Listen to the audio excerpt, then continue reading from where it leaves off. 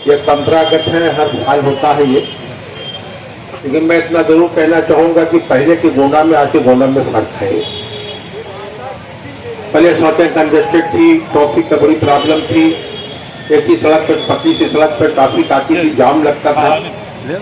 विगत 3 वर्षों में 4 लेन की सड़क बन जाने से और नगर के अंदर के आबादी के अंदर सड़कों को अच्छा बनाने की वजह से रात को लाइटिंग का जो सिस्टम था, कानून का पालन करना, यातायात के नियमों का पालन करना, यह हमारी आपकी सबकी जिम्मेदारी में आता है।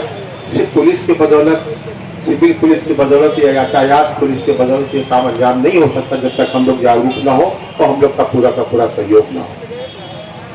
यातायात पुलिस के लोग इस धूप पे, इस बरसात में, कठिन परिस्थितियों में भी चौराहे पर अपना खड़ा करके खड़े होकर और तमाम अपने काम को अंजाम देते हैं। लोगों ने देखा और देखा जाता है दिल्ली सिर्फ इसलिए देते कि ताकि आप जाम में न फंस जाए, अस्पताल पहुंच न पावे या कोई इमरजेंसी में न जा पाए, तो अपनी कुर्बानी देते हैं। नौकरी करते हैं लेकिन कठिन नौकरी है, वो हम हमारा समझते हैं कि जो बिल्कुल अलर्ट रहना पड़ता है जब तक वो नौकरी करते हैं। तो पूरा सहयोग रहेगा शहर में, जहाँ जहाँ भी पुलिस अधीक्षक महोदय के निर्देश होंगे, अपर के निर्देश होंगे, जहाँ ऐसी सहूलियतों देने की बात आएगी, कोशिश किया जाता है कि उसको किया जाए। जैसे जानवर की बात की, 400-500 जानवर शहर के अंदर थे और जानवरों से ट्रैफिक जाम रहती थी, आवागमन रोक देता था, एक्सीडेंट होते थे, लोग शहीद हो जाते थे।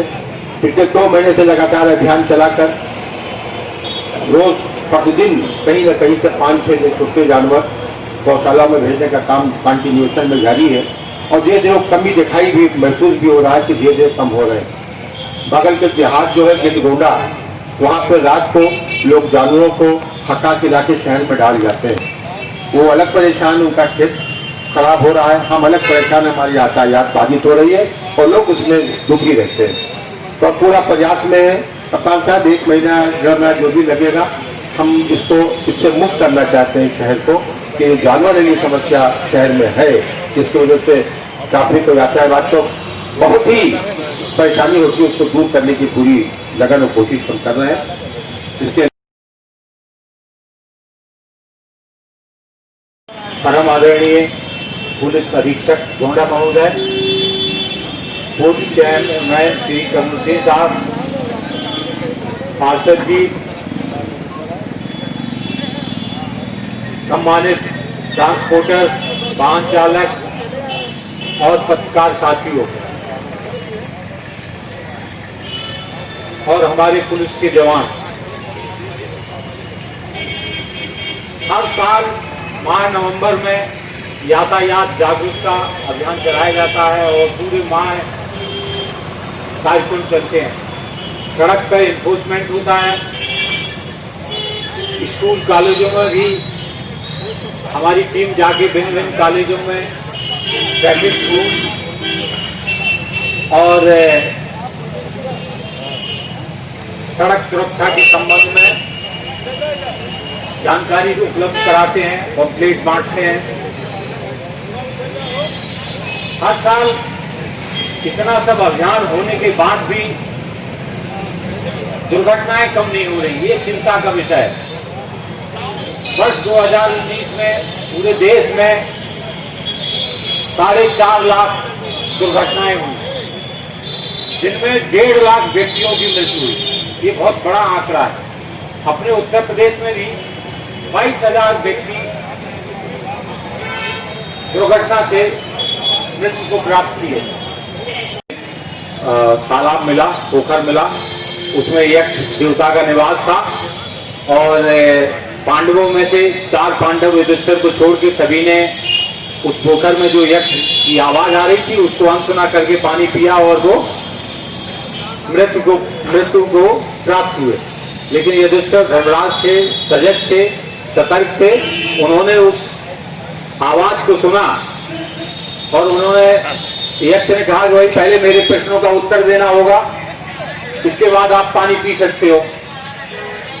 ये आपने पढ़ा होगा सभी ने, 6-7 की किताब में है ये इस तरह का यक्ष प्रश्न की जो कथा है, वो बड़ी प्रासंगिक है, आज मैं बताना चाह रहा हूं। तो उसमें से एक प्रश्न उन्होंने पूछा कि संसार का सबसे बड़ा आश्चर्य क्या है। पता है, किसी को पता है? पढ़ते नहीं है, कोई भी गाथा वाथा पढ़ते नहीं, पौराणिक गाथा। तो आप समझिए कि उन्होंने पूछा युधिष्ठिर से कि संसार का सबसे बड़ा आश्चर्य क्या है, और युधिष्ठिर का जवाब था कि हम सब जानते हैं कि सभी को मृत्यु को प्राप्त करना है, फिर भी इतना उतावला व्यवहार और ऐसे व्यवहार करते हैं जैसे हम हमेशा के लिए इस संसार में रहने के लिए आएगा। जस्ट यही बात हम अपने ट्रैफिक पे भी है कि जो वाहन चलाता है वो रोज देख रहा है कि यहाँ पर 550 आदमी मर गए हैं, मेरी दुर्घटना हो ही नहीं सकती। तो ये एक आश्चर्य का विषय है कि नहीं? हम सब अपने आसपास देख रहे हैं कि रोज नित्य प्रतिदिन चालान होते हैं, रोज नित्य प्रतिदिन एक्सीडेंट होते हैं। आपको पता होगा कि 3 लाख आदमी विकलांग हो जाते हैं हर वर्ष दुर्घटना में ग्रस्त होने के बाद भी। इसके बावजूद भी हमने देखा कि अभी सड़क पर अगर नजर दौड़ाएंगे आप तो 75% लोग बिना हेलमेट के बिना, और अगर हाईवे पे जाएंगे तो देखेंगे कोई सीट बेल्ट नहीं लगाता, नंबर प्लेट उनकी दुरुस्त नहीं मिलेगी, वाहन बहुत रैशली चलाते हैं। तो ये अपने परिवार में भी ये अपील करने की जरूरत है, जो भी आपका कामकाजी सदस्य है जो घर के बाहर जाता है, अक्सर देखा गया है कि दुर्घटना का शिकार वही होता है, और एक आपका कामकाजी अगर सदस्य घर का खत्म हो जाता है तो पूरी आपकी घर की अर्थव्यवस्था बर्बाद हो जाती है, और वो पूरा उनका परिवार जब तक उनकी स्मृतियां रहती हैं तब तक वो दुख में डूबा रहता है। तो इसलिए जो है ट्रैफिक जागरूकता अकेला ट्रैफिक पुलिस का ही काम नहीं है, ये आप सबका है, और इसको बहुत ही संजीदगी से समझने की जरूरत है। जैसा कि हम सभी अवगत, यातायात माह का आज शुभारंभ यहाँ से हो रहा है। इस कार्यक्रम में उपस्थित एडिशनल एसपी साहब, पूर्व चेयरमैन एवं वर्तमान चेयरमैन प्रतिनिधि श्री कमरुद्दीन जी, अलग अलग वार्ड से आए हुए हमारे सभी सभासद साथीगण, हमारे बीच कई हमारे सम्मानित ट्रांसपोर्टर्स हैं, यहाँ पर ड्राइवर्स हैं, क्षेत्र के हमारे अन्य गणमान्य हमारे साथीगण, मीडिया के हमारे सभी सम्मानित बंधुओं, यातायात विभाग तथा लोकल सिविल पुलिस के हमारे सभी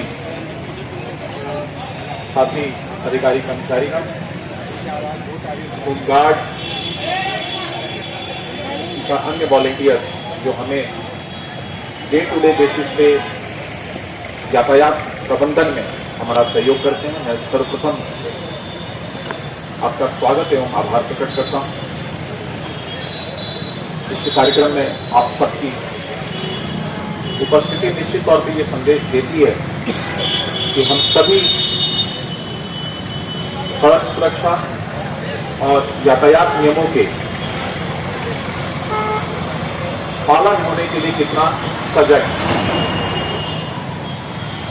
साथियों, मेरे पूर्व जो भी हमारे वक्ता रहे हैं उनको मैंने सुना, सभी लोगों को, अंकुर जी, पांडे जी, गुप्ता जी, फहीम पाठक जी, पूर्व चेयरमैन साहब, हमारे एडिशनल एसपी साहब, सबने विविध आयामों को टच किया। हमारे टीएसआई, हमारे ट्रैफिक के हमारे साथी कांस्टेबल, अलग अलग आयामों को टच किया, और मुझे लगता है मैक्सिमम चीजें इन लोगों ने कवर कर दी।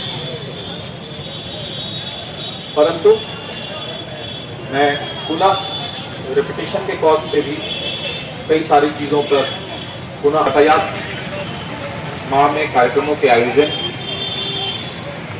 वो बेसिकली 3 सेगमेंट में डिवाइडेड होती है। जैसा कि एडिशनल एसपी साहब ने भी कहा था, हम लोग इसको ट्रैफिक के 3 E's कहते हैं।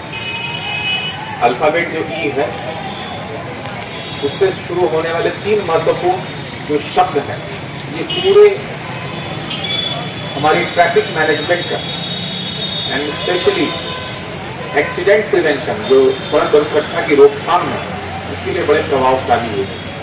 सबसे पहला और सबसे महत्वपूर्ण एजुकेशन, जिसके तहत हम जागरूकता के तमाम कार्यक्रम स्कूलों कॉलेजों पे, चौक चौराहों पे, पैम्पलेट्स के माध्यम से, नुक्कड़ नाटक के माध्यम से, होर्डिंग्स के माध्यम से, फ्लेक्सीज के माध्यम से, डेमोज के माध्यम से, इन सब के माध्यम से हम लोग अनवरत इसको चलाते हैं। यातायात काम में निश्चित तौर पे इसके स्ट्रेस और बढ़ जाता है। आप देखते हैं हर माह नवंबर में तमाम स्कूलों में, शहर और देहात कॉलेजों में ये कार्यक्रम चलाया जाता है। दूसरा जो हमारा है कि हम जब एजुकेट कर रहे हैं लोग, इनमें फर्क भी स्टैब्लिश होना चाहिए। तो इससे जो नियमों का पालन कर रहे हैं उनको भी लगता है कि चलिए हम नियमों का पालन कर रहे हैं तो हम एक कंट्रीब्यूशन रोड सेफ्टी में कर रहे हैं, और जो पालन नहीं कर रहे हैं उनका चालान और अदर जो हम पीनल एक्शन उनके अगेंस्ट लेते हैं, उनसे भी मैसेज आता है कि अगर हम नियमों का उल्लंघन करेंगे तो हम बचेंगे नहीं, निश्चित तौर पे हमारे विरुद्ध विधिक कार्रवाई सुनिश्चित कराई जाएगी। तो ये एनफोर्समेंट की कार्रवाई भी आवश्यक। और तीसरी जो है वो इंजीनियरिंग से रिलेटेड है, अभियंत्रण से रिलेटेड है। और कॉमन सेंस से हम आप सब देख रहे हैं, रोज जब चल रहे हैं, अगर सड़क अच्छी होती है कंपैरेटिवली एक्सीडेंट्स कम होते हैं। सड़क पे अगर गड्ढे ज्यादा हो जाते हैं तो कई बार चालक को पता नहीं चलता है, और स्पेशली रात में आप देखेंगे गड्ढे में दोपहिया वाहन का चक्का पड़ा, वहां से अनबैलेंस हो गया, गिर गया, एक्सीडेंट हो गई, डेथ हो गई।